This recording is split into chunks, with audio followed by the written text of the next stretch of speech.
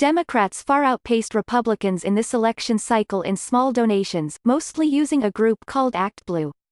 The GOP has no equivalent. Last year at this time, Republicans feared the blue wave, a surge of voter enthusiasm for Democrats in the midterm elections. With the election over, and the fears of Republicans partly realized, the party's worry has shifted to the green wave, $39.67 here, $39.67 there. That's the average donation to ActBlue, the online fundraising hub used by more than 90% of Democrats. Buoyed by ActBlue, more than 100 Democratic candidates outraised their Republican counterparts in hotly contested congressional races.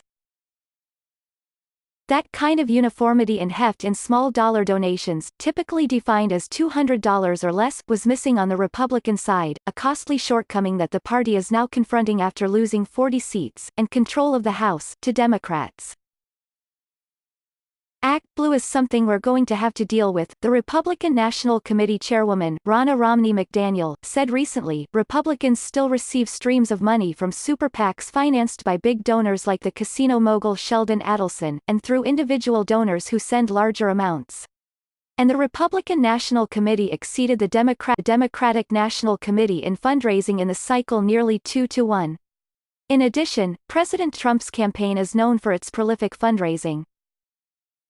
But individual Democratic candidates for House and Senate seats outraised their Republican counterparts overall, $1.4 billion to $880 million, and a significant portion of the difference can be attributed to small donations whose impact has increased significantly.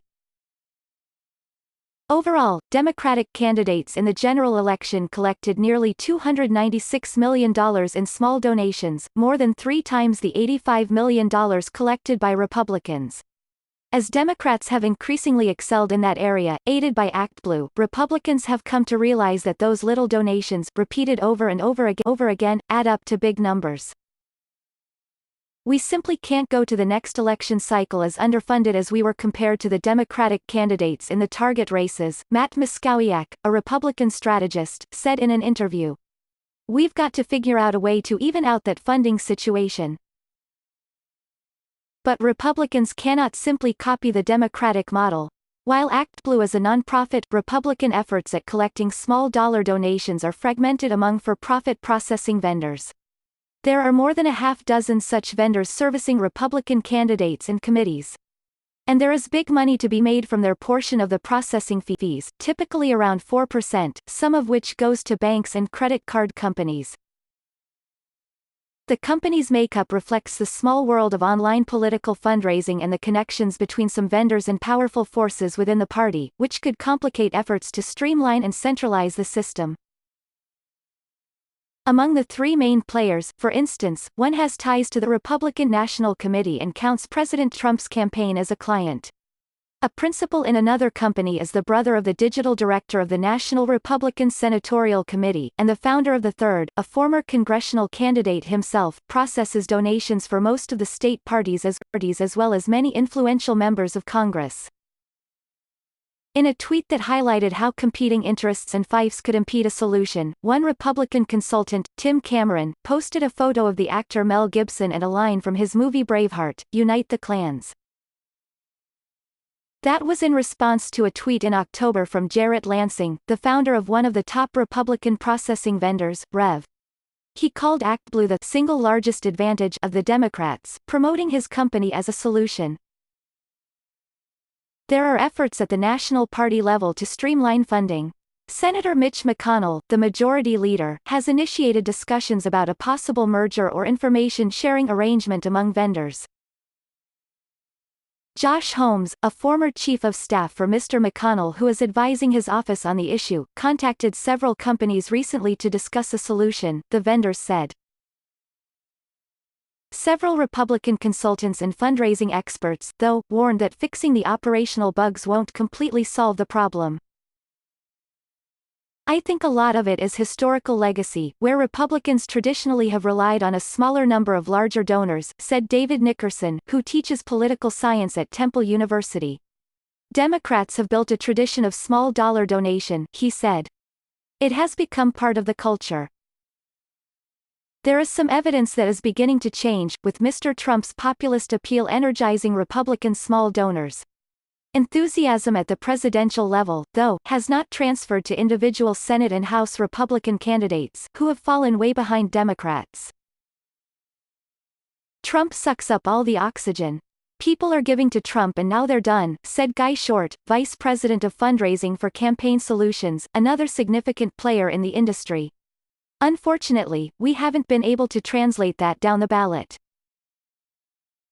The fundraising gap was particularly notable in close and hotly contested races, with Democrats making inroads into previously conservative districts and suburban areas, a grim sign for Republicans. In Virginia, for example, the Democratic challenger Abigail Spanberger collected more than $1.5 million from small donors, double the total for the Republican incumbent, Dave Bratt, who lost his seat.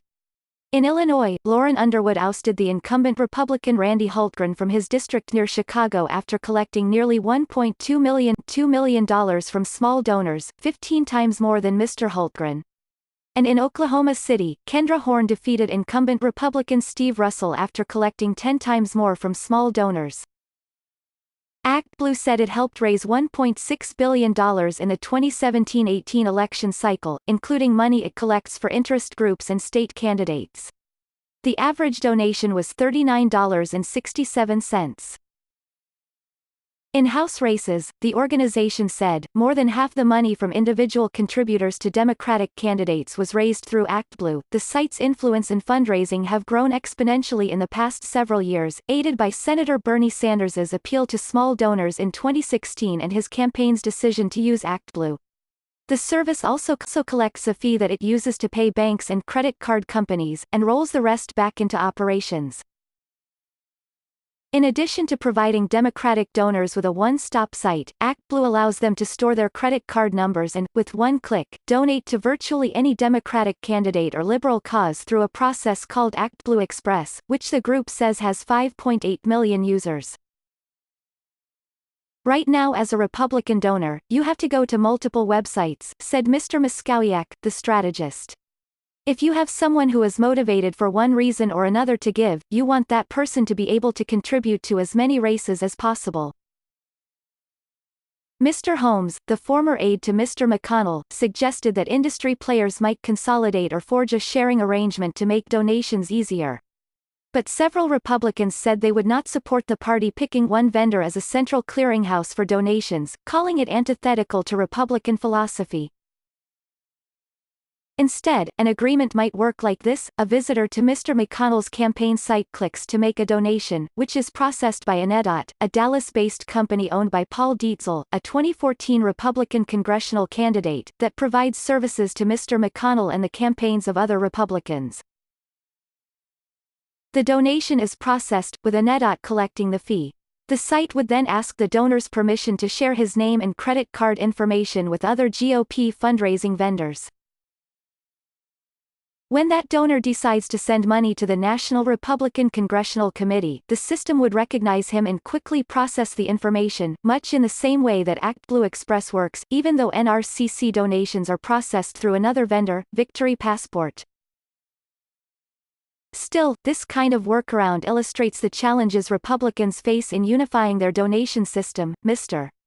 Lansing, the founder of Rev, said it would be technologically difficult to share information among the three most frequently used systems because two of them, Rev and Victory Passport, are built on top of Stripe, the large payments platform company, while Anedot is a standalone system.